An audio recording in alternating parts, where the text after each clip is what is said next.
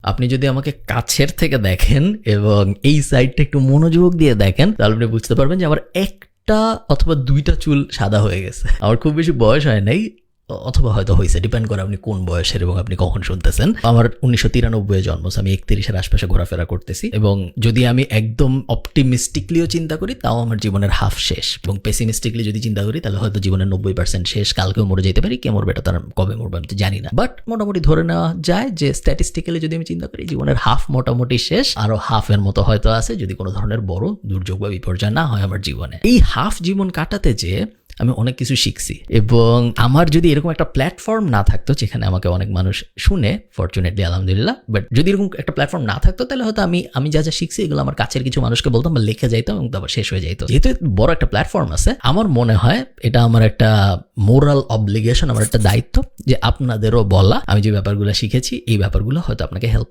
করবে নাকি আমি জানি না, এগুলো সবই পিঞ্চ অফ সল্ট, আমার পার্সোনাল ওপিনিয়ন, সো করতেও পারে নাও পারে, বাট আমার মনে হয় করবে, এবং যদি করে তাহলে আমি খুশি হবে, এবং আমার কাছের মানুষজনদেরও আমি এই সেম অ্যাডভাইস দিই, আমার মনে হয়েছে আপনাদের এই অ্যাডভাইস আমার দেওয়া উচিত। সো 9 রুল অফ লাইফ, চলেন শুরু করা যাক।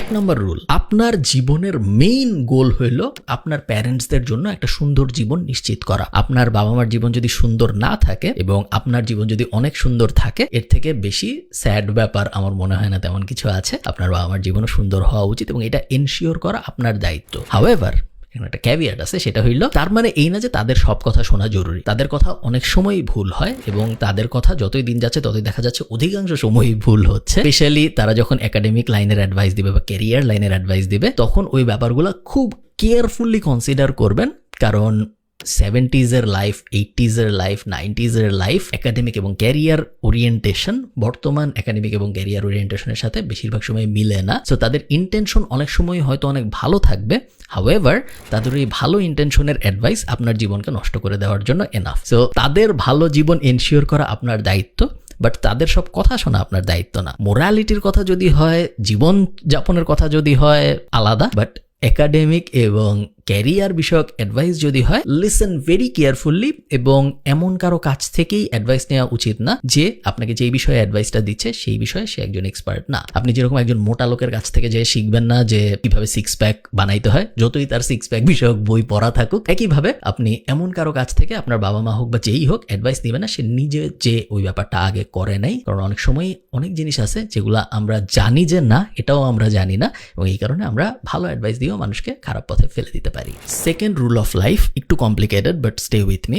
আই থিঙ্ক যদি আপনার 2টা পাসপোর্ট না থাকে মিনিমাম, সেই ক্ষেত্রে you might be in trouble. এটা বাংলাদেশ কনটেক্সটে বলতেছি, আবার বাংলাদেশ কনটেক্সটে বলতেছি নাও। দেখেন, আমরা আনফর্চুনেটলি একটা থার্ড ওয়ার্ল্ড কান্ট্রিতে জন্মাইছি, বাংলাদেশে, এবং আমাদের পাসপোর্ট ইন্ডেক্সে পাওয়ার অত শক্তিশালী না। আমাদের পাসপোর্ট দিয়ে বেশিরভাগ দেশেই আমরা যাইতে পারি না, আমাদের পাসপোর্ট খুবই কম শক্তিশালী। এখন আপনি কোথায় জন্মাইছেন এটা তো আপনার হাতে নেই, আপনার কিছু করার ছিল না, আপনি বাংলাদেশে জন্মাইছেন। হাউএভার আমার মনে হয় আপনি যদি একটা সেকেন্ড পাসপোর্ট অ্যাচিভ করার চেষ্টা না করেন, সেই ক্ষেত্রে এটার দোষটা আপনাকে দেওয়া সম্ভব, এবং আপনার অবশ্যই উচিত একটা সেকেন্ড পাসপোর্ট অ্যাচিভ করার চেষ্টা করা। ভালো ব্যাপার হইল আপনি আপনার নর্মাল লাইফকেই এমনভাবে সাজাইতে পারেন যাতে সেকেন্ড একটা পাসপোর্ট আপনার কাছে অটোমেটিক্যালি চলে আসে। আপনি অমুক দেশে মাস্টার্স করতে গেলেন, বা অমুক দেশে ব্যাচেলর করতে গেলেন, বা অমুক দেশে পিএইচডি করতে গেলেন, বা অমুক দেশে জব নিয়ে সুইচ করলেন, এবং তারপরে ওই দেশে ন্যাচারালাইজেশন প্রসেসের মধ্যে যে ওই দেশেই আপনি একজন সেকেন্ড সিটিজেন হয়ে গেলেন। এবং বাংলাদেশের পাসপোর্ট এটা অ্যালাউ করে, আপনি চাইলে একই সাথে বাংলাদেশের সিটিজেন এবং আরেকটা দেশের সিটিজেন থাকতে পারেন, এটা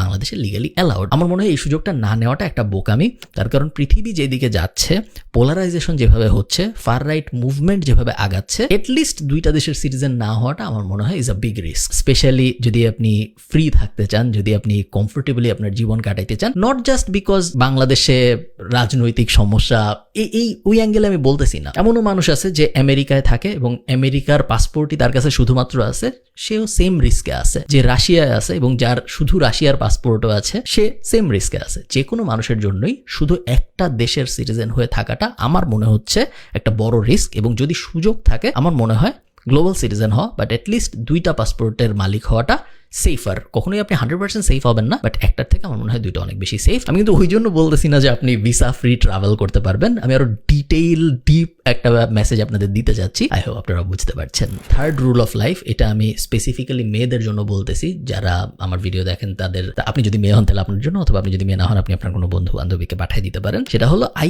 think if you don't work in a corporate setting or in a business or in a job, এরকম কোথাও, you will regret at some point in life. তার কারণ যতই আমরা বলি যে মাদারহুডও অনেক ইম্পর্টেন্ট একটা পেশা, ইট ইজ। হাউসওয়াইফ হওয়া অনেক ইম্পর্টেন্ট, এবং ইনফ্যাক্ট চাকরি যে করে তার থেকেও বেশি ইম্পর্টেন্ট অনেক সময় হাউসওয়াইফ হওয়া, ইট ইজ সত্যি এগুলা।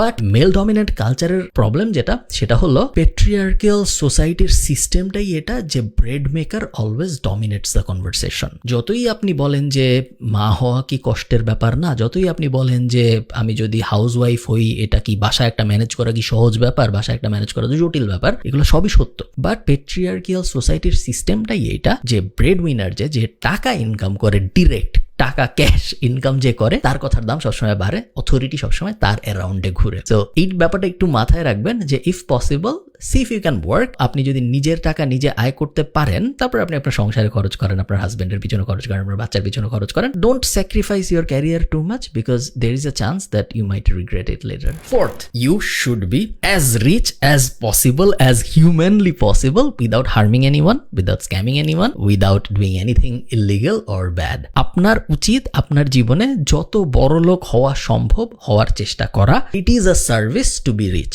এই জিনিসটা মাথায় রাখবেন। আমরা ছোটবেলায় মিনা কার্টুনে যেটা দেখছি যে বড় লোকরা খারাপ, গরিবরা ভালো, পৃথিবী এরকম না, এবং ওই ব্যাপারটা সত্যি না। আপনি যত বড় লোক হবেন তত আসলে পৃথিবীর ভালো।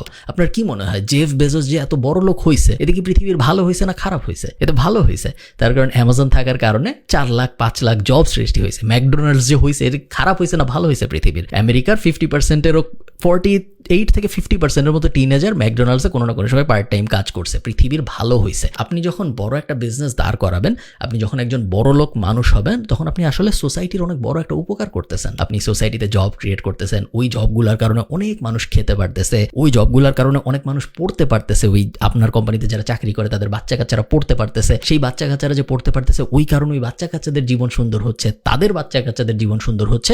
বিশাল বড় একটা পজিটিভ সাইকেলের পার্ট আপনি হচ্ছেন। তো কেউ যদি আপনাকে কখনো বলে যে বড় লোক হওয়ার চেষ্টা করতেছো কেন, জাস্ট 20,000 টাকার একটা চাকরি করবা, 50,000 টাকার একটা চাকরি করবা, 60 পর্যন্ত চাকরি করে রিটায়ার করো, এত বড় ড্রিম দেখার দরকার নেই, কোনো বড় ড্রিম দেখবা না, বছরে 2 বার ছুটিতে যাবা, বিদেশে থাইল্যান্ড ঘুরতে যাবা, মালয়েশিয়া ঘুরতে যাবা, শেষ তোমার জীবন। তাদেরকে আপনার জীবন থেকে বাদ দিয়ে দেন, বিকজ বড়লোক হইতে চাও কোনো দোষের ব্যাপার না। এজ লং এজ আপনি ইলিগাল কিছু করতেছেন না, এজ লং এজ আপনি কোনো স্ক্যাম টাইপ কিছু, MLM টাইপ কিছু চালাইতেছেন না, এজ লং এজ আপনি মানুষের ক্ষতি করতেছেন না, চুরি চামারি করতেছেন না, ডাকাতি করতেছেন না, জমি দখল করতেছেন না, খারাপ জিনিসগুলো যদি আপনি না করেন, আপনি যদি আপনার নিজের ব্লাড সোয়েট টিয়ার্স দিয়ে বড়লোক হওয়ার চেষ্টা করেন, এবং যত বেশি বড়লোক হওয়া যায় তত বেশি বড়লোক হওয়ার চেষ্টা করেন, that is not bad. In the same philosophy এই ব্যাপারটাও মাথায় রাখবেন, যারা কষ্ট করে বড়লোক হয়েছে তারা যখন তাদের এই কষ্টের বড়লোক হওয়ার নিদর্শন দেখায়, আমরা যেন ওটাকে ছোট না করি। কারণ যদিও আমাদের দেশে এই ধরনের জিনিসপত্র তারাই করে যারা আসলে দুর্নীতিবাজ বা যাদের সমস্যা আছে, বাট নিজের মাথার মধ্যে এই ব্যাপারটা রাখবেন যে একটা প্লেন চালাচ্ছে, যে এত কষ্ট করে একটা প্লেন কিনছে,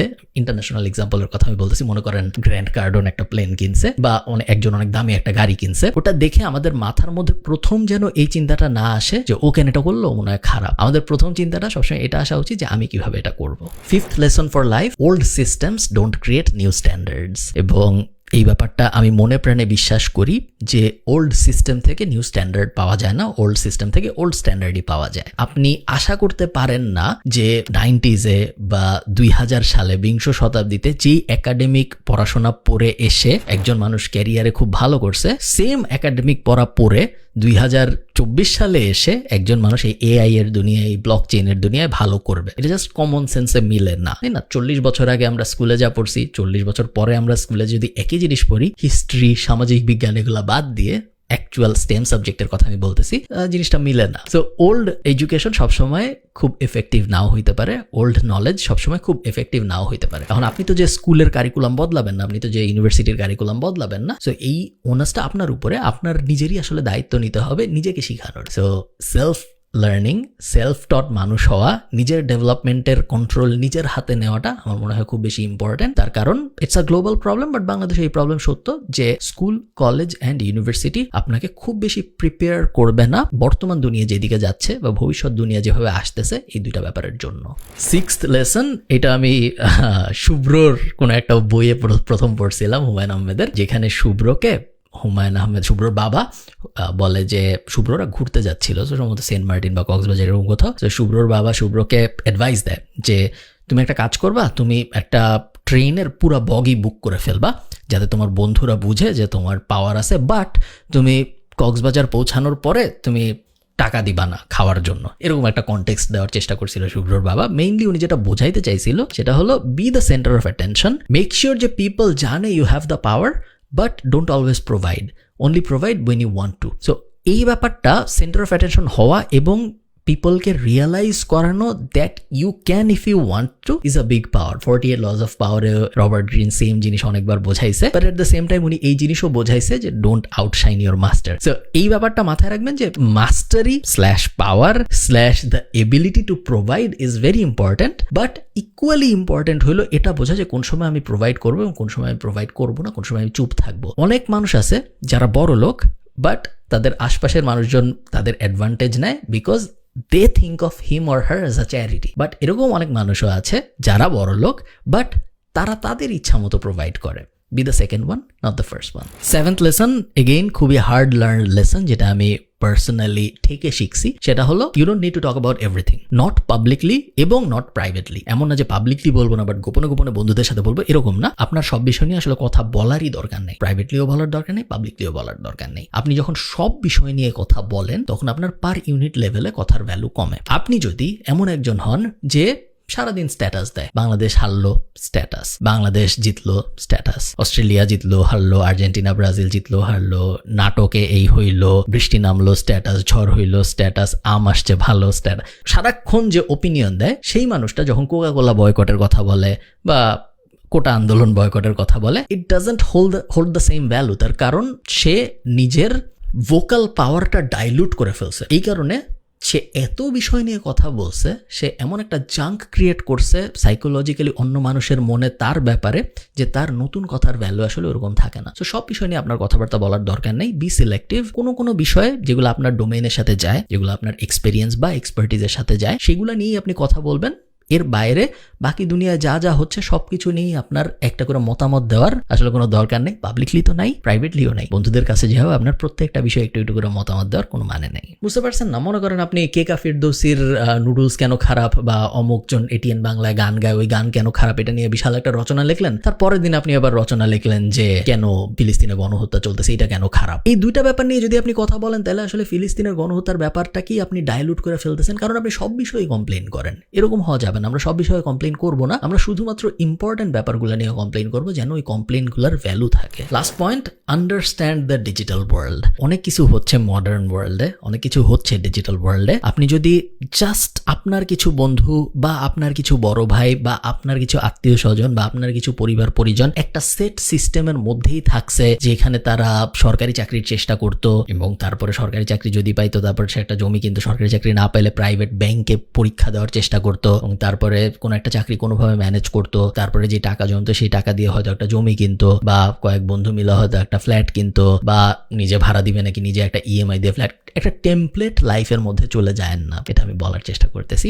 দুনিয়া অনেক আগে যাচ্ছে এবং দুনিয়া অনেক তাড়াতাড়ি আগাচ্ছে, দুনিয়া অনেক এক্সাইটিং জিনিসপত্র হচ্ছে, প্রতিদিন কোনো না কোনো স্টার্ট আপ ম্যাসিভ রেজাল্ট আনতেছে। গতকালকেও আমি যখন হঠাৎ করে টুইটারে গেলাম, দেখলাম একজন ইন্ডিয়ান $2 লাখ একটা স্টার্ট আপ বেচছে, যেটা সে 9 মাস আগে শুরু করছে। দুনিয়ায় অনেক কিছু হচ্ছে, অনেক এক্সাইটিং জিনিসপত্র হচ্ছে, জাস্ট টেমপ্লেট লাইফের মধ্যে আপনি আটকায় যায় না। আপনার আশপাশ দেখলে আপনার মনে হবে যে এই টেমপ্লেট লাইফটাই মনে হয় সোজা, কারণ ইটস নো, এটা আপনি জানেন, এই কারণে আপনার মনে হচ্ছে ওটা সোজা, বাট এর থেকেও অনেক অনেক বেশি ইন্টারেস্টিং জিনিসপত্র হচ্ছে চারপাশের দুনিয়া। যদি আপনি আপনার হরাইজনটা একটু বড় করেন, আপনি দেখবেন এবং ওই দুনিয়াটা আরো অনেক বেশি এক্সাইটিং এবং আপনার অনেক ভালো লাগবে এবং আপনার ক্যাপাবিলিটিও আছে। Just because you are not trying, আপনি এই ক্যাপাবিলিটিটা অ্যাচিভ করতে পারতেছেন না। এই তো এই কয়টা লেসন আমার মনে হয়েছে যে আপনাদের সাথে আমি শেয়ার করি। আমি অনেক কিছু জানি এরকম না, এগুলো জাস্ট আমি মাঝে মধ্যে ভাবি এবং আমি যেহেতু ভাবি এই কারণে আমি আপনাদেরও ভাবতে বলবো, not because I know a lot but because it's just interesting to think about this things. ভালো থাকেন। সবার সাথে আমার কথা হবে পরের কোনো একটা ভিডিওতে। টাটা।